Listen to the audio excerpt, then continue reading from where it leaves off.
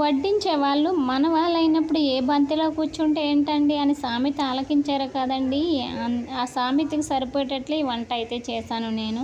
ఏంటక్కో బంతికి సరిపోయేటట్లు వంట అయితే చేసేసావా అని అనుకుంటున్నారండి.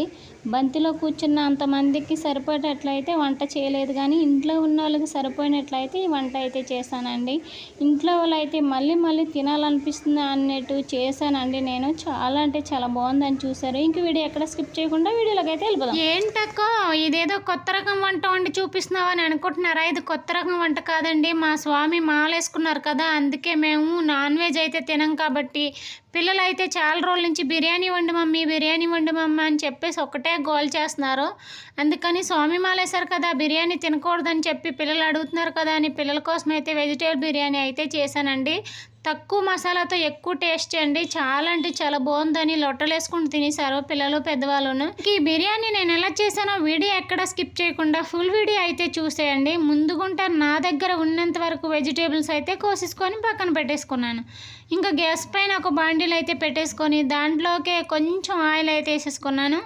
ఆయిల్ వేసేసుకున్న తర్వాత బిర్యానీ మసాలా, ఆకు చెక్క అన్నీ వేపించుకున్నాను. ఇంకా ఈ బిర్యానీ మసాలా మొత్తం వేగిపోయిన తర్వాత నేను కోసి పెట్టుకున్న వెజిటేబుల్స్ అన్నీ దీంట్లో వేపించుకున్నానండి. ఇవి బాగా ఆయిల్లో ఫ్రై అయిపోయిన తర్వాత ఇంకా టేస్ట్ సరిపోయినంత సాల్ట్ వేసేసుకొని ఆయిల్లో బాగా ఫ్రై చేసేసుకున్నానండి. బాగా ఫ్రై అయిపోయిన తర్వాత దంచి పెట్టుకున్న అల్లం వెల్లుల్లి పేస్ట్ కూడా వేసేసుకున్నానండి. ఇంక ఈ పేస్ట్ వేసేసుకున్న తర్వాత బిర్యానీ మసాలా పౌడర్ ఉంది కదండి, ఆ పౌడర్ కూడా వేసేసుకున్నాను. కొంచెం ధనియాల పౌడరు, కొంచెం జీలకర్ర పౌడర్ కూడా వేసేసుకున్నాను. ఇవన్నీ బాగా నా వెజిటేబుల్స్ పట్టేటట్లయితే మళ్ళీ ఆయిల్లోనైతే బాగా ఫ్రై చేసుకున్నానండి. ఇవన్నీ కాసేపు మూత పెట్టి అయితే బాగా ఫ్రై చేసుకున్నానండి. బాగా ఫ్రై చేసుకున్న తర్వాత తీసేసుకొని కొంచెం అటు ఇటుగా కలిపేసుకొని ఇంకా కడుగు పెట్టుకున్న రైస్ ఉంది కదండి, రైస్ కూడా దాంట్లోకి వేసేసుకున్నాను. రైస్ వెజిటేబుల్స్ మొత్తం అన్నీ కలిపేసుకున్నానండి. కలిపేసుకున్న తర్వాత ఇంకా దీనికి సరిపోయేటట్లు వాటర్ అయితే వేసేసుకోవాలి కదా, ఇంకా వాటర్ కూడా వేసేసుకున్నాను. వాటర్ కూడా వేసేసుకొని అటు ఇటుగా కలిపేసుకొని ఇంకా మళ్ళీ మొత్తం దమ్ అయిపోవడానికి అయితే నేను మూత అయితే పెట్టేసుకొని కాసేపు అయితే ఉడికించేసాను. ఉడికించేసుకున్న తర్వాత వాటర్ అయితే దగ్గరకు వచ్చిందండి. దగ్గరకు వచ్చింది చూడండి ఏ కలర్ వచ్చిందో. ఇంక ఈ టైప్లో ఉన్నప్పుడే రైస్ అయితే ఒక 70% అయితే ఉడికిపోయిందండి. ఉడికిపోయిన దాన్ని ఈ టైప్లో ఉన్నప్పుడే టేస్ట్ సరిపోయిందో లేదో చూసుకోవాలి. సాల్ట్ సరిపోకపోతే ఇప్పుడే వేసుకొని మళ్ళీనైతే మూత పెట్టి ఉడికించేసుకోవాలి.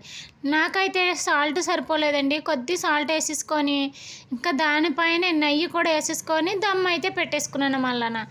మళ్ళీ దమ్ పెట్టేసుకుంటే తర్వాత తీసి చూసేసరికి చూడండి ఫైనల్గా మనకైతే బిర్యానీ అయితే రెడీ అయిపోయింది. వెజిటేబుల్ బిర్యానీ ఎమ్ని టేస్ట్గా ఉందండి. కలర్ అయితే చాలా అంటే చాలా బాగుంది.